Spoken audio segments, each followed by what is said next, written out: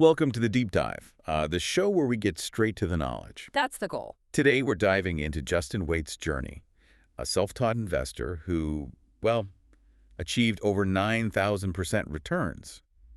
It's just a staggering figure. Absolutely staggering. And our mission here is to simplify his microcap millionaire strategy, finding those small explosive companies and make it, applicable for you, whatever your starting point. Yeah, because his principles, they're really about lasting success in the market. We want to equip you with that knowledge, those practical insights. Okay, so let's unpack this guy, Justin Waite. His background is super relatable. Not a finance bro. Not at all. 25 different low-paid jobs, Marks and Spencer, picking melons in Israel, you name it. And he learned the hard way, right?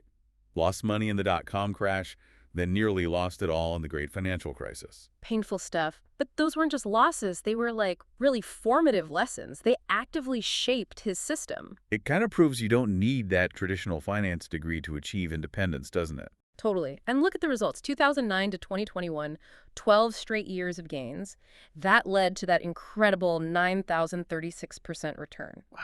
And maybe even more impressive, he fine-tuned it during the really brutal 2022-24 bear market. The AM All-Share Index fell almost 50%. Oof. But his strategy held up. It became genuinely bear market proof. So how? How did he build that resilience? His first big idea seems, it flips the usual approach. Right. Most people ask, how much can I make? Yeah, chasing the reward. But Waite starts with, how much can I afford to lose? It's risk first, always. But isn't that tough? Especially when you're starting out, you feel like you need those big wins fast. How do you fight that urge? Oh, it's the hardest lesson. He learned it with Lloyd's Bank during the GFC, a real roller coaster. What happened there? He just kept buying more shares as the price collapsed. Doubling down, Nearly wiped out his entire mortgage deposit. Oh, man.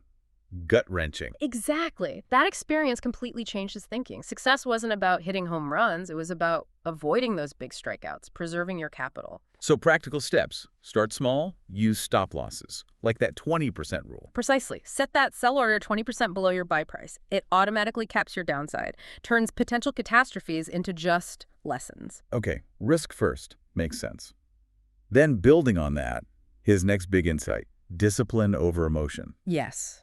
Crucial. He really talks about how greed, FOMO, that fear of missing out, Yeah, everyone feels that. and confirmation bias, where you only look for stuff that confirms what you want to believe, Yeah. how these things just derail investors. But that's sticking to the facts. Totally. His motto is, figures are fact, everything else is opinion. Don't fall for the story. Can you give an example? He mentioned some story stocks. Yeah, companies like Escape Hunt or Gfinity. He admits he got caught up himself, liked the CEO, liked the narrative, but ignored the actual financials deteriorating. Costly mistakes, but powerful lessons in controlling emotion. Stick to the numbers. I see why that's so vital. It's probably the hardest habit to build. Okay, so third big idea, what to actually buy and when. He has 5 traits. Yeah, the 5 superstock traits. These are common in companies that delivered those 1,000% plus returns. Okay, what are they? First, consistent revenue and growth. He looks for 20% plus annually, ideally. Second, good value. Third, strong momentum. The price needs to be trending up. Right. Fourth, it needs to be improving fundamentals, getting better. And fifth, starting small, usually under 100 million market cap. That's where the explosive growth often starts. But he says the principles apply anywhere, right? Not just small caps. Exactly. The principles are universal, and the when part is just as important. Timing the market, that sounds tricky. Well, he doesn't try to predict bottoms. He uses objective indicators, things like the 50-day and 200-day moving averages. Ah, the charts. Yeah, simple lines that show you the trend. Is it actually moving up strongly? It takes the guesswork out. His quote is great. You're better off being late to a great party than early to a rubbish one. Ah, I like that.